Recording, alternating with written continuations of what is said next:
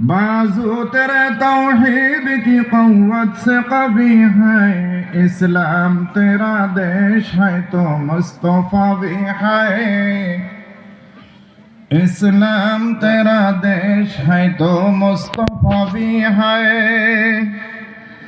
दुनिया को उस महदी बरहक की ज़रूरत, दुनिया को उस महदी बरहक की ज़रूरत हो, जिसकी निगाह ज़लज़लाए आलम अफ़कार हो, जिसकी निगाह ज़लज़लाए आलम अफ़कार।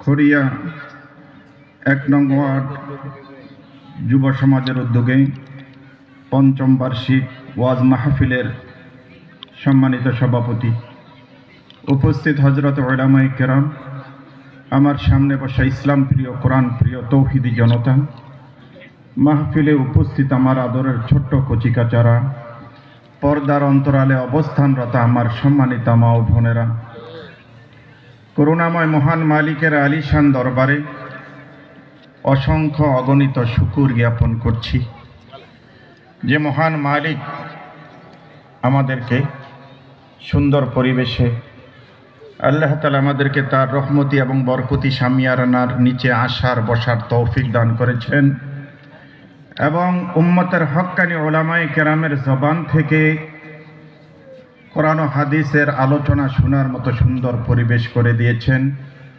এটা অবশ্যই আল্লাহ তাআলার মহান অনুগ্রহ, বিশাল বড় নেয়ামত আল্লাহ তাআলা আমাদেরকে দান করছেন। এই মাহফিলে দিনী জলসায় বসতে পেরেছি।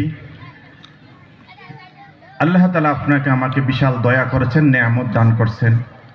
এই বিশাল নেয়ামতের শুকর আদায় করার লক্ষ্যে সকলে আবেগ জোড়া কণ্ঠে একবার কালিমাতুশ শুকর আদায় করে নেই। আলহামদুলিল্লাহ।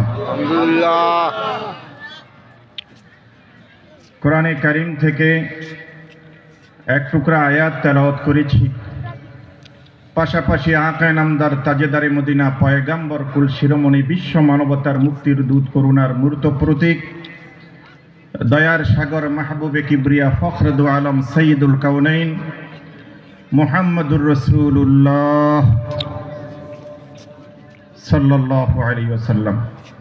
বলেন সকলে সাল্লাল্লাহু আলাইহি ওয়াসাল্লাম।